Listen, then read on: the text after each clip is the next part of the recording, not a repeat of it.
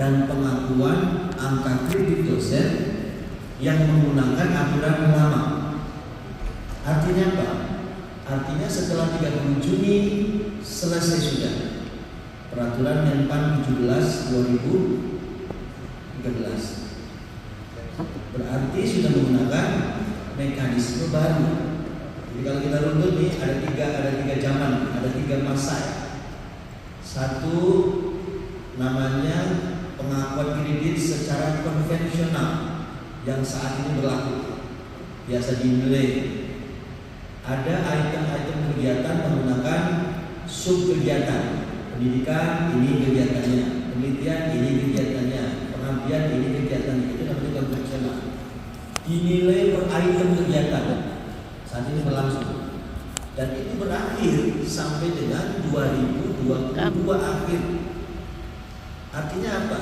Artinya angka kredit yang diakui menggunakan konvensional hanya angka kredit yang diperoleh sampai dengan akhir Desember 2022. Itu namanya masa konvensional. Yang kedua adalah masa transisi. Masa transisi itu angka kredit yang diperoleh sejak Januari sampai dengan 30 Juni 2023, hanya 6 bulan ini namanya angka kredit transisi. Apa rujukannya? Rujukannya menggunakan peraturan BKN nomor 3 tahun 2023. Namanya sistem penilaian transisi atau integrasi. Nanti ada lagi yang ketiga. Yang ketiga setelah 1 Juli dan seterusnya itu namanya sistem kredit integrasi. Jadi konvensional, transisi, integrasi. Integrasi itu nanti menggunakan apa? Menggunakan Permenpan 1 2023 dan peraturan dosen yang sedang kami susun. Belum ada aturannya. Rujukannya peraturan dosen, nomornya belum ada, nanti akan kita terbitkan. Mudah-mudahan sebelum akhir tahun sudah terbit. Termasuk peraturan Mendikbud. Nah, sekarang saya ingin perjelas dulu masa konvensional. Bapak Ibu dosen, sebentar sebelum itu. Aturan tadi tidak berlaku bagi dosen yang non PNS. Artinya pembatasan itu tidak ada lini masanya bagi non PNS. Berarti yang dosen non PNS kapanpun masih bisa mengajukan, dan sepanjang peraturan Mendikbudnya belum dicabut masih menggunakan penilaian konvensional. Jadi yang 30 Juni, yang 1 Juni itu nggak berlaku buat yang non PNS, hanya yang untuk yang PNS. Padahal PNS itu jumlahnya 108.000, yang non PNS itu jumlahnya 203.000 se-Indonesia. Nah sekarang yang PNS, karena tadi saya tanya mereka, ada yang PNS banyak, 50-an. Nah, kalau yang non PNS santai-santai aja, nggak masalah, orang ada kena aturan. Kapan aja boleh ngajukan. Dan aturannya aturan lama. Sekarang yang non PNS yang sedang heboh. Iya. Bapak Ibu, kemarin kan kami bersurat melalui surat Pak Dirjen agar mengklaim kredit yang sudah diperoleh sampai dengan Desember 2022. Supaya apa? Supaya bisa diakui untuk dijadikan angka kredit integrasi. Jadi misalnya sekarang perhitungannya kan sejak pangkatan terakhir. Misalnya pangkat terakhir Desember 2021. Artinya dalam 1 tahun 2022 kan ada kreditnya belum diklaim. Belum bisa buat naik pangkat, tapi belum bisa diajukan kenaikan jabatan. Kan sayang kalau tidak diajukan klaim kredit, kan hilang. Oleh karena itu diajukan ke Kemdikbud. Kemudian dalam 1 tahun itu berapa poinnya? Pendidikan berapa, penelitian berapa, pengabdian berapa. Misalnya dalam 1 tahun itu dapat 150 poin dengan akumulasi produktifnya. Nanti 150 ini pada 1 Juli ini dikonversi menjadi angka kredit integrasi. Jadi analoginya mungkin kayak mata uang. Sekarang saya punya $150.000, $150.000 berdasarkan akumulasi kredit. angka kredit integrasi itu dalam bentuk US dollar misalnya, kan dikonversi 150.000 rupiah itu kalau dikonversi menjadi dolar jadi berapa dolar? Karena kita menuju ke sana, rupiahnya nggak laku misalnya. Atau kebalikannya, kita punya dolar dikonversi menjadi rupiah, itu gambarannya seperti itu.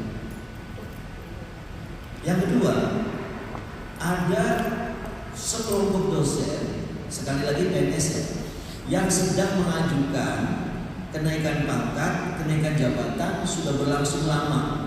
Mungkin ada yang 2021, bahkan 2020, ada 2022 sampai dengan 30 Juni belum selesai. Belum selesai itu artinya masih ada perubahan, masih ada perbaikan, belum lolos. Kalau belum, mereka alhamdulillah kan udah lolos, tinggal menunggu SKGB. Kemarin saya dapat itu yang menjelaskan itu, dan tidak ada halangan. Nah, yang tadi, yang ongoing proses itu masih kita akan menilai sampai dengan kapan? Sampai dengan 31 Oktober 2023. Tetapi ada tetapinya nih. Karena angka kreditnya sudah dibatasi transisi sampai dengan 30 Juni, maka setelah 30 Juni tidak ada penambahan kredit. Jadi walaupun perbaikan misalnya kurangnya kredit 50 ya sudah selesai, nggak bisa nambah. Nanti bagaimana apa hilang? Tidak hilang, dikonversi lagi nanti. Jadi jangan khawatir walaupun tidak lolos BP misalnya atau tidak lolos DK, angka kredit yang terkumpul tidak akan hilang, tapi akan dikonversi menjadi angka kredit integrasi. Ada lagi yang baru maju, boleh nggak ngajukan Desember? Boleh nggak ngajukan yang sejak Januari sampai 30 Juni masih boleh. Dosen-dosen PNS yang mengajukan sampai dengan 30 Juni jam 11:59 tetap dinilai sampai dengan 31 Oktober 2023 kecuali yang naik pangkat. Kalau naik pangkat dinilai selesai 31 Juli bulan ini. Karena perlu persetujuan PKN. Karena nanti kenaikan pangkatnya harus per Oktober. Kalau PNS kan misalnya dari 4A ke 4B, 4B ke 4C itu perlu persetujuan PKN. SK-nya nanti terbit Oktober. Kalau nanti lewat Juli, maka SK-nya pada April 2024. Nah, makanya kita kejar yang kenaikan pangkat ini 31 Juli semuanya sudah masuk ke PKN. Sehingga 1 Oktober terbit SK baru. Demikian baiknya. Jadi sekali lagi ya, ada 3 tadi kan. Ada yang mengajukan klaimnya sampai 30 Juni untuk kredit capaian sampai dengan 2022. Ada yang sedang penilaian juga diajukan terakhir perbaikannya sampai dengan 30 Juni. Ada yang mengajukan baru harus diajukan maksimal 30 Juni. Artinya hari ini sudah selesai. Nah, mungkin ada yang nanya, bagaimana kalau tidak mengajukan? Banyak ternyata. Ada 5% dosen yang tidak mengajukan. Masalahnya 5% itu dari 108.000. Berarti kan sekitar 5.000 orang. 5.000 orang tidak mengajukan klaim. Saya tidak tahu kenapa. Padahal tiap minggu sosialisasi di media sosial, di WhatsApp, ada grup WA-nya. Tapi banyak dosen, masih ada 5.000 dosen yang tidak mengajukan. Mungkin lupa, nggak tahu atau nggak butuh. Tetapi walaupun demikian, kami tidak akan merugikan dosen. Bagi 5.000 dosen yang dengan alasan apapun tidak klaim itu, kami tetap akan mengakui kredit terakhirnya. Jadi nggak akan disisakan. Kan kasihan kalau dia lupa. Jadi kami mencari data yang di PDDT yang diisi PPAK, kredit terakhir itulah yang kami akui sebagai basis konversi. Karena kami nggak bisa ngarang-ngarang yang ada di situ. Nah, sekarang yang kedua ya, proses penilaian dari 1 Juli sampai dengan 31 Oktober atau 1 Juli sampai 31 Juli bagi yang PNS bagi kenaikan pangkat. Apakah boleh ada perbaikan? Sepanjang perbaikannya tidak menambah kredit diizinkan. Misalnya perbaikannya Relevansi pendidikan perlu persetujuan senat, silakan. Perubahan bidang ilmu, silakan. Ada kesalahan administrasi, silakan. Asalkan tidak menambah kredit, itu silakan. Kenapa? Karena sudah tidak dimungkinkan lagi menambah kredit. Jadi kalau perbaikan yang bersifat administratif dan tidak menambah atau mengubah kredit poin, itu masih diizinkan baik melalui klarifikasi oleh pimpinan perguruan tinggi maupun melalui audiensi. Ada penambahan kredit. Jadi misalnya syarat khusus ditolak, misalnya tidak benar. Tapi kemudian sekarang baru terbit Pak Agustus, nggak bisa lagi, tidak bisa diajukan untuk kenaikan pangkat yang sudah berjalan. Tetapi jurnal atau publikasi yang baru terbit tadi akan langsung dikonversi ke sistem baru. Jadi sebenarnya tidak ada angka kredit yang hilang. Jadi yang terjadi di luar itu dosen kehilangan kredit, nggak ada dosen kehilangan kredit. Semuanya dihitung. Bedanya ada yang dihitung melalui secara konvensional atau dihitung melalui sistem konversi. Tetapi tidak akan hilang. Nah, itu yang pertama ya. Nanti kita diskusi soal ini. Mungkin banyak pertanyaan. Yang kedua, postur arsitektur kebijakan baru seperti apa? Namanya sistem integrasi. Poin penting dari Permenpan RB 1 2023 dan desain kebijakan yang baru itu ada dua. Satu, karir dosen akan ditentukan oleh pimpinan perguruan tinggi. Itu kata kuncinya. Berarti karir dosen kenaikan jabatan dari asisten sampai dengan profesor, perguruan tinggi lah yang akan menilai dan perguruan tinggi lah yang akan menetapkan. Bukan soal SK ya, SK nanti bisa saja SK menteri, tapi penetapan, persetujuan. Kalau nanti SK-nya SK menteri ya dikirim ke Jakarta, tetapi bukan dinilai lagi, sudah selesai di sini di level perguruan tinggi. Itu poin penting. Yang kedua, arsitektur pengelolaan dosen akan dibagi menjadi 3 layer. Satu, layer satu kementerian. Kementerian nanti akan membuat kebijakan yang bersifat makro atau makro manajemen berupa norma, standar, prosedur, kriteria. Apa sih yang harus dilakukan oleh perguruan tinggi? Tugas kementerian. Layer 2, perguruan tinggi baik PTN maupun PTS akan menentukan support manajemen dengan cara mematok setiap perguruan tinggi harus punya misi diferensiasi. Misi diferensiasi itu misi-misinya tapi yang bersifat unggulan, sehingga akan terdistribusi di dalam fakultas sampai ke para dosen. Sehingga tugas perguruan tinggi adalah memfasilitasi bagaimana pengelolaan karir dosen, bagaimana pengelolaan SDM, bagaimana remunerasi dosen. Itu tugasnya perguruan tinggi. Nah yang ketiga dosennya. Dosennya itu sebagai aktor utama dari pengelolaan dan perguruan tinggi. Kami sedang menyiapkan arsitektur desain IT dan berbagai kebijakan yang berpihak pada kepentingan dosen. Maka dosen diharapkan nanti bisa berkontribusi lebih maksimal di dalam pelaksanaan pidana dengan meminimalisir unsur-unsur administrasi. Oleh karena itu, aturan baru nanti kami mengakomodasi 5 bagian penting. Satu, dalam satu keputusan menteri, dalam satu peraturan menteri. Satu, bagaimana rekrutmen dosen. Yang kedua, bagaimana mengelola sertifikasi dosen. Yang ketiga, bagaimana menilai kinerja dosen. Itu diatur di kementerian. Tapi kalau di kementerian sifatnya adalah generik. Misalnya standar profesor itu standarnya seperti apa sih? Nah teknisnya silakan perguruan tinggi. Kita hanya generik aja yang bersifat menjaga kualitas. Yang keempat, bagaimana mengelola beban kerja dosen. Dan yang kelima, bagaimana perpindahan mutasi dosen baik dalam maupun luar negeri maupun dari dalam negeri ke dalam negeri.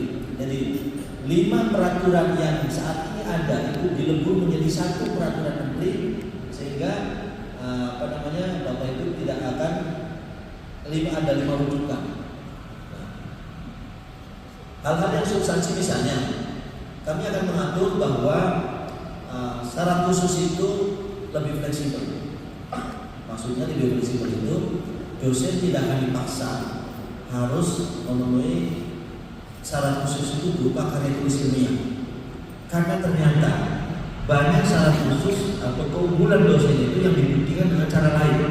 Misalnya keunggulan di bidang seni, keunggulan di bidang teknologi, karya paten, karya teknologi. Jadi tidak hanya publikasi, silakan diajukan karya-karya itu sebagai syarat khusus kenaikan pangkat dosen. Toh nanti yang menilai juga di universitas. Yang kedua, tridharma tidak akan dipatok seperti saat ini cetakannya nama, tetapi dosen diberi pilihan. Dia lebih fokus ke penelitian, lebih fokus ke pendidikan, atau lebih fokus ke pengabdian kepada masyarakat. Walaupun tiga-tiganya tetap harus dilakukan. Berarti angka minimal pelaksanaan masing-masing dharma menjadi 10%. Jadi misalnya bisa aja dosen di semester ini saya penelitiannya 10% aja, pengajarnya 80%, pengabdiannya 10%. Atau yang penelitiannya 80% silakan penelitian 80%, mengajarnya 10%, dan seterusnya. Tetapi keseragaman itu tidak bisa dilakukan oleh setiap dosen, harus diatur oleh masing-masing prodi dan fakultas. Kan mungkin dosen saya kan ada aturannya di nggak ada yang mengajar. Teknisnya diatur oleh prodi dan fakultas dengan persetujuan pimpinan perguruan tinggi. Yang ketiga, jalur untuk menjadi dosen baik MUPD bisa melalui 3 jalur. Satu melalui jalur akademik yang saat ini Bapak Ibu. Yang kedua melalui jalur vokasi. Yang ketiga melalui jalur profesional, profesi. Jadi kalau menurut undang-undang itu rektor itu bisa aja merekrut dosen dari praktisi kemudian ditetapkan sebagai profesor sepanjang itu lulus tes dari perguruan tinggi. Siapa yang menentukan? Ada 2 tim yang menentukan. Kalau saat ini cuma ada 1 tim senat, nanti ada 2. 1 tim talenta, yang kedua tim suksesi. Tim talenta itu ya salah satunya anggotanya dari senat. Tapi nanti ada yang lain. Kenapa butuh tim talenta dan butuh tim suksesi? Karena untuk menjadi jabatan dosen baik Polkam UGB ke depan tidak hanya ditentukan yang unsur akademik, tetapi juga unsur non akademik. Sama kayak SKP kan, nilai kinerja 50%, tapi kejujuran, integritas dan lain-lain itu memegang peranan penting, sehingga akademik 40%, non akademik menjadi 60%. Jangan sampai seorang ditetapkan guru besar terus besoknya dibawa ke Polda di sana atau kasus lain. Tidak bagus. Jadi unsur akademik dan non akademik harus dipertimbangkan. Atau bukan masalah itu. Jangan sampai dia excellent di akademik di kampus tapi di keluarganya berantakan gara-gara ada disharmoni yang disebabkan oleh sesuatu yang kurang misalnya PKS misalnya. Nah itu kan, jadi itu dipertimbangkan. Saat ini nggak ada aturan itu tidak atur. Baik Bapak Ibu, kita cukup untuk pengantar ya. Kita masih punya waktu sekitar 30 menit, 25 menit sebetulnya. Cukup mungkin untuk 5 pertanyaan. Silakan.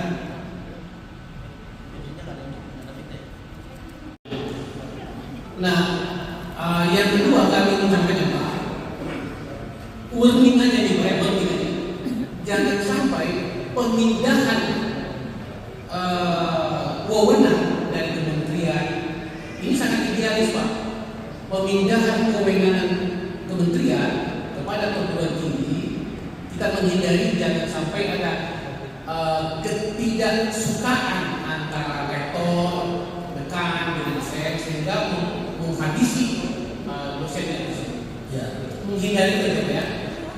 Yang kedua saya mengubah Bapak ini menitip pesan Pak. Ada teman saya di Jakarta. Dia sudah mengusulkan DB dosen PNS Pak ya, ASN itu sudah 3 tahun. Setelah 3 tahun dilakukan perubahan terus sampai 3 tahun Pak. Alhamdulillah kami pada waktu itu berjuang untuk melakukan audiensi sudah audiensi. Jadi seluruh persyaratan sudah disiapkan, berakhir kemarin tanggal 20 Juni Pak. Sudah diajukan Pak. Nah, mohon dengan hormat tinggal review aja Pak. Tinggal review saja. Kalau misalnya sudah di ACC selesai dan itu sudah diajukan. Mudah-mudahan pada hari baiknya ya Pak, perbaikannya sudah diajukan. Sudah lagi Pak. Mudah-mudahan hari ini seperti dengan Pak Ibu Rektor di sini sudah ditandatangani, dan mudah-mudahan juga hari ini saya menyampaikan dan menitip harapan dari Jakarta Pak. Mudah-mudahan pada hari ini adalah hari berkah bagi teman saya yang sudah operasi otak Pak. Sekedar bercurhat. Demikian, terima kasih. Assalamualaikum warahmatullahi wabarakatuh. Pertama masalah pokok, kalau kebijakan itu sudah ditetapkan, karena kita tidak mewajibkan. Jadi silakan mau masuk boleh, enggak juga boleh. Penelitiannya harus, tetapi tidak harus di Scopus. Kan bisa saja terbit di jurnal nasional. Kalau misalnya penelitiannya kurang benar, kan geser aja ke pendidikan semua. Kan kita beri peluang, penelitian itu hanya 10%. Kemudian 10%, pengajarannya 80%. Bagi yang hobinya teliti ya, teliti aja 80%. Pilihannya ada pada dosen. Yang kedua, suka atau tidak suka oleh dekan kita itu tidak ditentukan oleh satu orang. Tadi kan saya sebut tim talenta. Tim talenta itu ada mungkin senat fakultas.